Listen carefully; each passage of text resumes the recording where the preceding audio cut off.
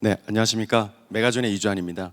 오늘 또 KT 엔터프라이즈를 런칭하는 이런 뜻깊은 행사에서 또 KT 관계자분들과 주요 고객사분들 그리고 또 협력사분들께 이렇게 또 인사드리고 발표할 수 있게 되어서 영광입니다. 제가 오늘 말씀드리고자 하는 부분들은 클라우드 그리고 디지털 트랜스포메이션에서 항상 언급되는 자주 언급되는 그런 키워드인데요. 그런 클라우드 도입을 기업의 입장에서 하실 때 참고하시거나 또 최근 트렌드들 그리고 전략을 이제 결정하시는 데 있어서 몇몇 가지 사례들을 좀 준비해 왔습니다. 발표 시간이 약 20분 정도다 보니까 많은 사례를 말씀드리기보다는 서로 공감할 수 있는 그런 주제의 케이스로 설명드릴 수 있도록 하겠습니다. 네, 먼저 저희 메가존에 대해서 간략하게 설명드리고 발표를 이어가겠습니다. 메가존은 98년에 제가 창업을 했습니다. 이후 2009년도부터 저희가 클라우드 사업을 신사업으로 이제 육성하면서 2018년도에는 메가존 클라우드라는 클라우드 전담 법인을 설립했습니다. 저희가 초창기에는 글로벌 CSP 사업자 중심으로 회사가 성장을 해왔고요. 지난 이제 올 상반기에는 저희가 2020년도에는 KT에 또 KT 클라우드 총판사로 파트너십을 체결하고 지금 전담 조직을 구성해서 운영 중에 있습니다. 메가존은 이제 지난 22년 동안 디지털 에이전시를 포함한 디지털 서비스들, 마케팅 그리고 클라우드 사업의 모태가 된 플랫폼 서비스를 주 사업 영역으로 하고 있습니다. 메가존은 이제 지난 22년 동안 오늘 KT 엔터프라이즈에서 집중하시는 그런 영역과 같은 도메인에 있습니다. 저희는 이제 B2C 사업이 아닌 기업 대상의 B2B 영역에서 지난 20여 년간 활동을 해왔습니다. 그래서 국내를 대표하는 대기업과 또 게임사들 그리고 이커머스나 금융사들 대상으로 많은 서비스들을 하고 있습니다. 저희가 지난 20년간의 하나의 트렌드를 바라본다면 저희 사업 영역에서의 경험들을 본다면 약 98년을 기점으로 해서는 이런 웹사이트를 개발하고 또 호스팅 서비스하는 사업으로 시작을 했고요.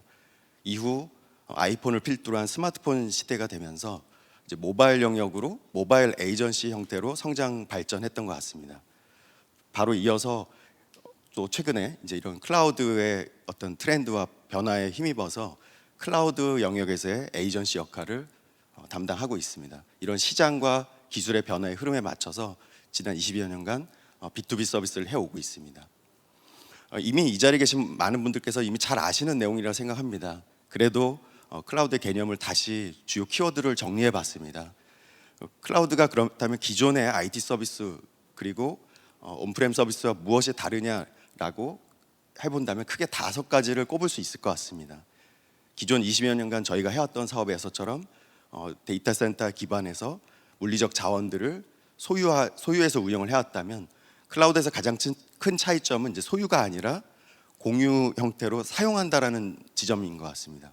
즉 소유에서 무소유로 바뀌고 또 쓴 만큼 온디맨드 기반에 필요한 만큼만 과금되고 또 쓴 만큼 과금해서 쓸 수 있는 그런 온디맨드 기반의 사용 요금 체계를 갖추고 있고요. 또한 디지털 트랜스포메이션을 언급하면서 항상 이야기 나오는 것이 클라우드 외에도 저희 앞서서 이경일 대표님 말씀 주신 것처럼 굉장히 중요한 영역인 인공지능, 머신러닝, 빅데이터, IoT, 블록체인 이들의 공통점은 무제한적인 컴퓨팅 파워를 필요로 한다는 점입니다. 물론 이제 컴퓨팅 외에 저장 공간과 같은 빅데이터를 구성하기 위한 무제한적인 공간도 필요로 하겠죠. 즉 필요한 만큼 쓰되 리밋이 없는 언제든지 필요한 만큼 조달해서 실시간으로 쓸 수 있는 그런 고가용성 그리고 제한이 없는 언리미티드 리소스를 필요에 따라 쓰실 수 있다라는 그런 큰 차이점이 있는 것 같고요. 마지막으로 IT 유통 체계의 변화에 클라우드가 주된 역할을 하고 있다고 생각합니다. 이미 글로벌 CSP 사업자들이 이제 컴퓨팅 자원을 공급하는 거에 이어서 자원뿐 아니라 이제 IT 마켓플레이스를 구축해서 소프트웨어, 라이센스들과 관련된 서비스들, 오픈 소스와 관련된 서비스들을 이미 클라우드 인프라와 결합해서 약 5만 개가 넘는 소프트웨어들을 클라우드 기반에서 서비스하고 있는 그런 큰 차이점이 있는 것 같습니다. 다음으로는 이미 아시는 것처럼 이제 공유 경제로 최근에 뭐 많은 모빌리티 영역 또 많은 뭐 공유 주방 많은 부분에서 이제 공유 경제의 그런 언급이 많이 되고 있는데요. 이제 클라우드의 경우도 서브스크립션 기반의 구독 경제와 유사한 그런 기반을 두고 있는 것 같습니다.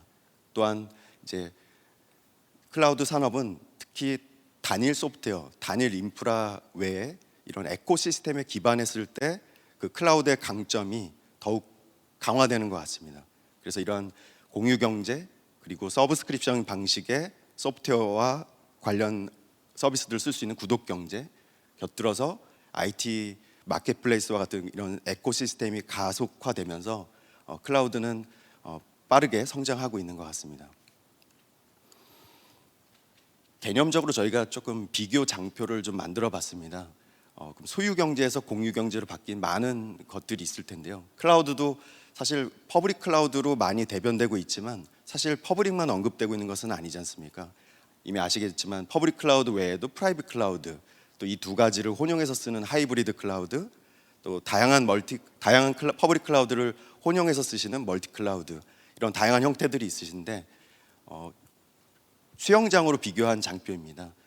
예전에는 본인 집 안에 있는 수영장이 딸린 집을 가지고 수영장을 소유해서 본인만 쓸 수 있는 형태의 수영장이 있었을 거고요. 또 특정 아파트 단지가 레지던스에서 공용 형태의 수영장을 보유하고 있는 집의 형태도 있었던 것 같습니다. 마지막 장표가 이제 수영장이죠. 누구나 특정 사용 금액을 내고 혹은 공공시설의 경우는 무료로 이용할 수 있는 그런 공공 수영장인데요. 마치 이 세 가지 장표가 그 공공 수영장은 퍼블릭 클라우드처럼 비용만 특정 입장료만 내면 언제든지 이용할 수 있는 공공 수영장과 같은 개념에 더 가까운 것 같고요. 프라이빗 클라우드는 본인이 소유한 IDC 혹은 데이터 센터 기반에서 본인만의 리소스를 구축하고 운영하시는 그 어떻게 보면 단독으로 소유한 수영장과도 대변되는 것 같습니다. 또한 앞서 말씀드린 이러한 개념이 결국 기존에 자산을 구매해서 운영하셨던 캐펙스의 개념에서 이제 오퍼레이션 코스트 관점으로 이제 변화되고 있다는 것 같습니다. 그래서 오펙스의 개념으로 쓴 만큼 과금되고 사용한 만큼 그 과금되는 페이 애즈 유 고 형태의 인프라 서비스, 플랫폼 서비스, 소프트웨어 서비스들로 진화하고 있는 것 같습니다. 또한 앞서 저희가 에코시스템으로 말씀드렸었는데요. 그 클라우드 플랫폼이 실제로 인프라 서비스 비중은 그 글로벌 CSP의 기준으로도 전체 프로덕트 중에 10%가 채 되지 않습니다. 물론 아직은 사용량 기준으로는 그 10%에서 많은 매출이 일어나고 있는 것이 사실이지만 실제 서비스 상품군으로 봤을 때는 인프라 서비스 이외의 서비스가 월등히 많은 비중을 차지하고 있습니다. 그렇게 인프라 외에도 다양성을 갖출 수 있는 주된 이유는 바로 저 에코시스템 덕분이라고 생각하는데요. 앞서 또 마이크로소프트 이재현 대표님께서도 말씀 주신 것처럼 마이크로소프트조차도 많은 협력 업체들과 함께 파트너십으로 일을 하시고 심지어는 저희가 봤을 때는 경쟁사라고 인식할 수 있는 기업들과도 적극적인 제휴를 하는 것을 본다면 이런 에코시스템의 중요도가 클라우드 사업을 하는 데 있어서 매우 중요함을 알 수 있는데요. 그 점은 특히 이 자리에 계신 KT 관계사 외에도 또 고객사분들 그리고 또 많은 소프트웨어 사업자들이 이 자리에 함께 파트너사들이 함께 하신 것으로 알고 있는데요. 이런 측면에서는 KT 클라우드를 진행하고 발전하는 데 있어서도 이런 에코시스템은 매우 중요한 생태계 중에 하나라고 생각합니다. 이제 기업들의 클라우드 부분이 이제 약 한국에서 2015년, 16년도를 기점으로 퍼블릭 클라우드 사업이 이제 발전하면서 처음에는 클라우드 퍼스트라는 이름으로 많이 언급이 됐었는데요. 이제는 오늘도 이제 언급된 장표 중에 클라우드 머스트라는 표현도 있었는데요.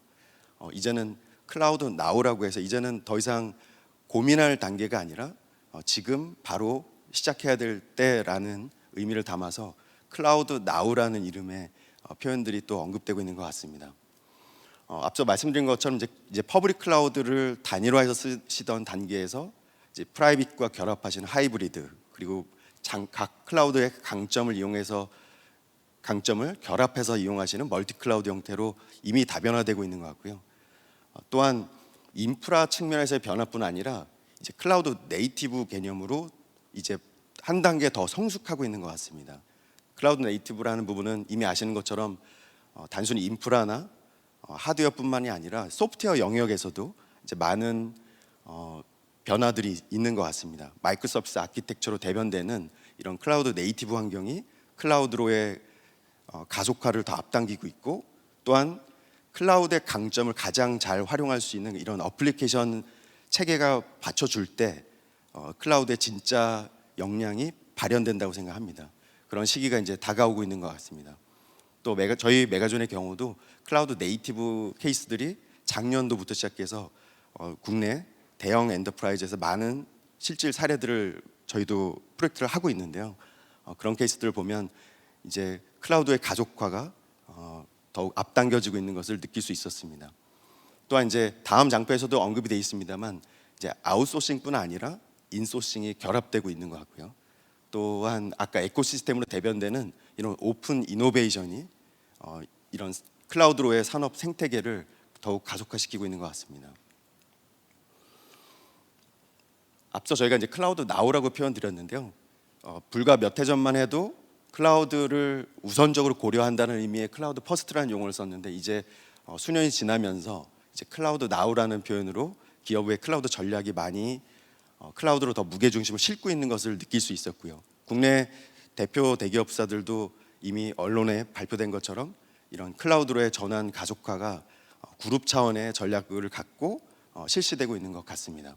특히 오늘도 모든 세션에서 언급됐던 것처럼 코로나 이후에 이런 클라우드로의 전환은 더욱 가속화되고 있는 것 같습니다. 기업의 클라우드 전략에서 반복적인 이야기인데요. 이미 이제는 싱글 클라우드를 쓰시던 단계에서 벗어나 특정 지역, 특정 서비스, 특정 프로덕트에 대한 강점에 기반한 클라우드 사업자들의 장단점이 이제 고객들이 느끼고 계신 것 같습니다. 그러다 보니 이제 고객이 가장 영리하시다는 그 말처럼 이미 고객사들은 본인들께서 가장 필요로 하고 좋은 것만 짜집기해서 쓰시는 이런 멀티 클라우드 양상이 이미 나타나고 있는 것 같습니다. 저희 메가존의 약 3,000개의 기업 고객사들의 이용 패턴만 보더라도 지난 5년간 초창기에는 싱글 클라우드를 쓰시던 고객들이 이제 멀티 클라우드 그리고 하이브리드 형태로 기존 레가시 시스템을 보유하고 계시는 IDC나 프라이빗 클라우드와 연동하시는 비율이 월등히 높아지고 있다는 것을 저희도 피부로 느끼고 있습니다.